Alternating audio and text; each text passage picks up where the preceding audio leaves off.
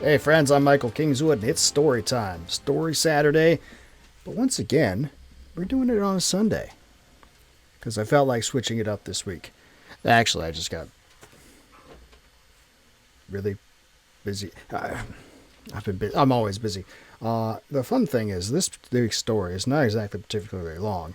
It's actually fairly short compared to most of the stories in this collection. Oh, by the way, this came from Stories from the Great Challenge. 52 stories that I wrote over the course of a year, and this week is story 22, Hunting for Game. It's back away from science fiction and fantasy to mystery/crime. Emphasis on crime on this one. It's actually pretty short, but for whatever reason, I just didn't get started on recording it until, frankly, this morning, because yesterday, on Saturday, I was just doing a lot and doing a lot of actual writing as opposed to, recording stuff. And by the time I got done with that and finished and took care of some stuff with the kids, I was like, holy smokes, it's great. If you hear that in the background, I'm actually dog sitting my ex's little Shih Tzu while the kids are here this week, and she and my bigger puppy occasionally like to party, and Shih Tzus like to bark. So if that's what you heard in the background there, I'm sure. Anyway, but the point is, I just didn't even get to it, but I got to recording the short story this morning. Dogs. And so here it is for you. Again, crime story that I wrote, year and a half to almost 2 years ago now, as part of that challenge. I hope you like it. I read it, so of course it's awesome. And I'll talk to you on the flip side. George opened up the trunk of his blue Ford Focus and hefted out a brown canvas duffel bag. He shifted his torso, slinging the duffel over his left shoulder, and grunted softly at the weight of the bag's contents. He'd thrown that shoulder out about 5 years ago, while weightlifting, and sometimes he had flare-ups from it. He hadn't had one in a while, until just this moment. And wasn't that just great? George gritted his teeth and slammed the trunk shut, then hit the key fob to lock the car and turned away. He was parked off of a 2-lane country road that had departed from the main highway 3 miles back the way he'd come. The road had twisted and turned through rolling hills covered with lush green forest until he'd reached this spot, and he'd pulled off behind a billboard sign for a roadhouse bar and grill 10 miles further on. Stepping out from behind the billboard, he glanced left and right. Nobody was around. That was good. He'd be out in his stand for hours, probably. It was his secret place, and he didn't want anyone to find out where it was, or even know that he was here. That could be bad and mess up his afternoon, and more. He also had $3,000 in cash stashed in the cardboard box that had ridden in the trunk with the duffel. Better not to risk losing that if someone broke into the car or stole it. Hence the concealed parking job. He had been out of the car's air conditioning for less than a minute, but already sweat was beginning to trickle down his back from the midsummer heat and the humidity that made the air feel thick and smell of moisture. Overhead, puffy white clouds moved briskly across the sky from west to east in the direction he had to walk, and he watched one go out of sight behind the trees atop the hill he needed to climb. Then he adjusted the duffel and hurried across the other side of the road and beneath the forest canopy beyond. Immediately it became more dim, but it didn't cool at all. If possible, it seemed to warm up, actually. George slowed as soon as he was out of sight of the road and began ascending the hill, being careful to avoid trip hazards as he scanned the tree trunks for signs that he had left earlier. Where was, there, carved into the trunk 30 feet off to the left, a heart with the letters G plus H inside. He strode over, laid his hand atop the rough bark, trailing his fingers around the carving he had made a week ago. They traced the heart, then brushed past his initial to the H, and there they stopped. As it always did when he thought about Heather, his heart wrenched in his chest, and he found himself gasping, suddenly breathless. The image came to him of her, 13 years old, with her brown hair tied into pigtails, dressed in a yellow sundress and beaming an ear-to-ear smile on the day he'd taken her to see that movie she'd been asking him about for weeks. Why couldn't he remember its name now? It had been so important to her, and it had only been 2 years ago. Why? Then he flashed to the last time he'd seen her face, how different it had looked from that happy day, and his gasping breathing became a sob that he had to work to contain. He leaned forward and pressed his forehead against the tree trunk, and forced his emotions down. he drew in a long, deep breath, held it, and counted to 10. Then he pushed himself back upright, and wiping his nose with the back of his right hand, he turned back upslope and resumed his trek. The hill wasn't particularly steep, but it was a long ascent, and by the time he reached the crest, George was breathing heavily and sweating up a storm. But it wasn't far now, so he pressed on down the backside. He reached his hide 5 minutes later. It had taken him weeks to find this one perfect place, and then more time to get it built. 15 feet up the trunk of a towering sycamore, balanced in the gap between the trunk and a branching limb, the hide was a wooden platform large enough for George to lie prone comfortably. He'd driven planks into the tree trunk to act as ladder rungs, and he took a moment to resituate the duffel over both of his shoulders like a pack. Then he boosted himself up into the tree. Once he was up, George dropped the duffel with a sigh of relief and rolled his shoulders. He was getting too old for this. But he had to do it for Heather's sake, if nothing else. She'd begun to come with him on his hunting trips and had started to appreciate them before, again he flashed the last time he had seen her, on the flat stainless steel covered by a blue sheet that the orderly had pulled back so he could see her face. Bruised, cut, battered, staring blankly into the bright lights of the ceiling, but not seeing them. Not seeing anything. George flopped down onto the wood that he had shaped and sanded and laid into place here. His rump hit the platform and he leaned forward, elbows on his knees, as he pressed his hands to his eyes, willing himself not to see. But still, the image of his little girl would not go away. He tried to think of another time, a happier one, but it wouldn't come. In his mind's eye, his daughter's dead, lifeless eyes turned toward him, and he heard her voice in his head. "Why didn't you protect me, Daddy?" George jerked upright, and he heard himself scream for a second before he forced himself back to silence. Don't scare away the game, though that was extremely unlikely here, in this place. For this game. George drew a deep breath, then turned and unzipped the duffel bag. Along with his other gear, he had a gallon jug of water in the bag. He pulled it out and drank deeply. The water had warmed since he took it out of his refrigerator 2 hours earlier, but even still it was cool compared with the heat of the day. The coolness spread down his throat and into his belly, and he let out a long sigh as he set the jug down. Through a gap in the trees ahead of him, a glint of light drew his attention, and he leaned forward again, squinting. The lake, below and a few hundred yards away from his position, was rippling with waves, and the sunlight glinted at intervals off of it. Smiling thinly, George nodded to himself, then got to work with the rest of his gear. The rifle was bolt action, chambered in .308 Remington with a telescopic sight. He'd taken lots of game with it over the years. Lord willing, today would yield even greater results.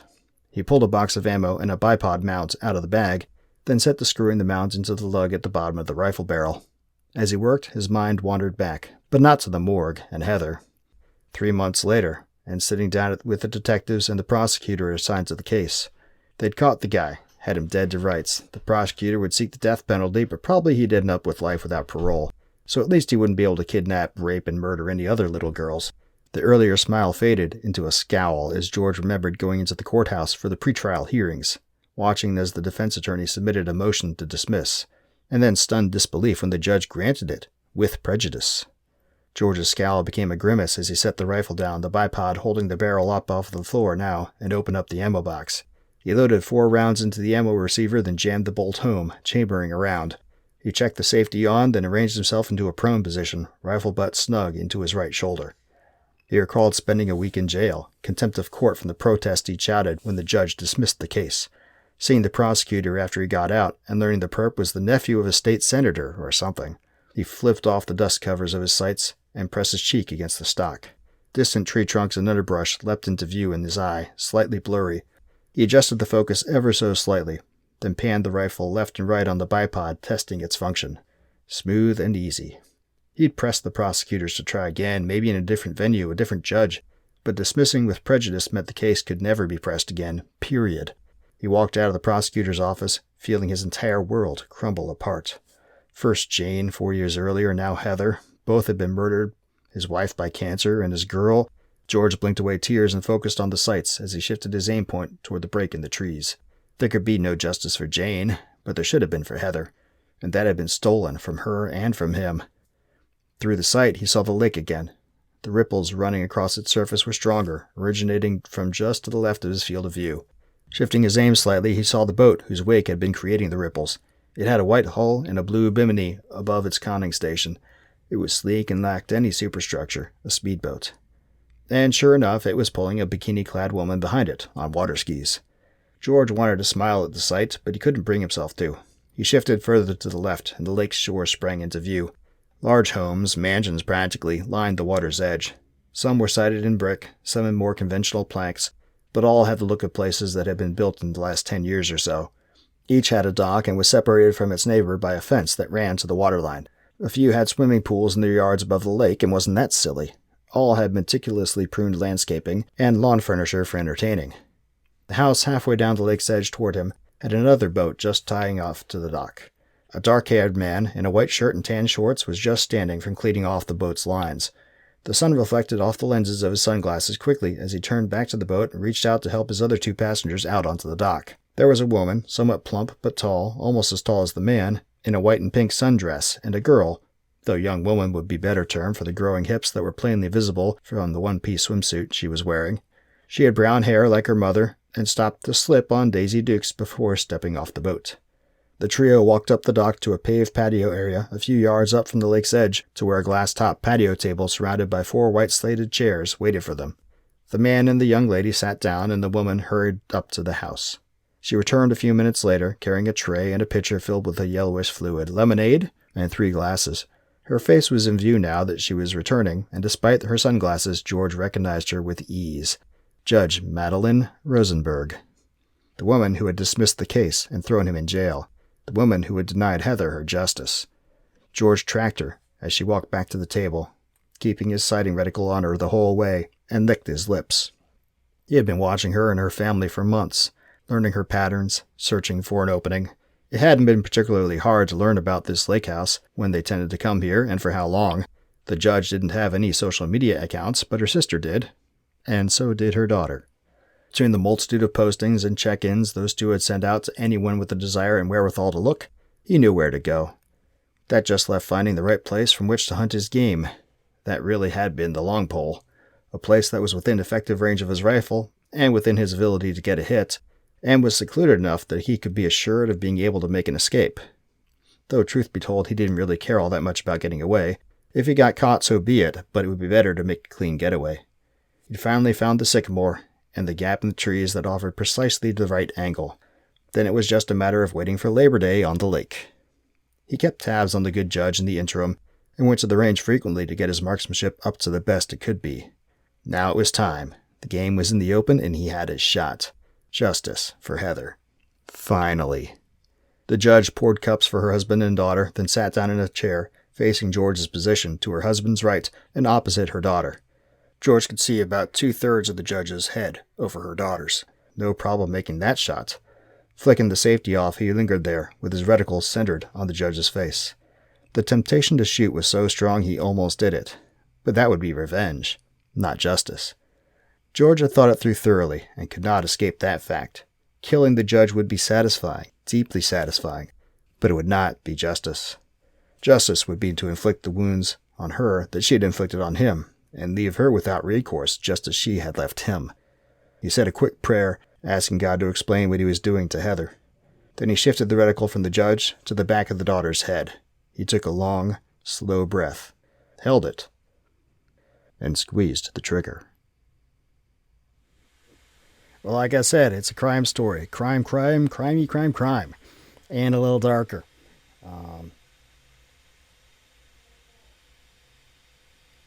I guess the real question is, what would you do if you were in George's situation? Probably not. His answer is probably not the best, but it's certainly an understandable answer. And if things continue to degenerate societally as they have been, who knows, might see people doing that. Not the preferred way to do things. Hopefully we don't get that way. But in the meantime, kind of a neat story, I thought. If you like that story, there's 51 others in stores from the Great Challenge, which you can get straight from me at michaelkingswood.com/store. You can also go to Amazon, Barnes & Noble, Kobo, Apple TV, Apple Books, every other place where you can find ebooks and print books as well online.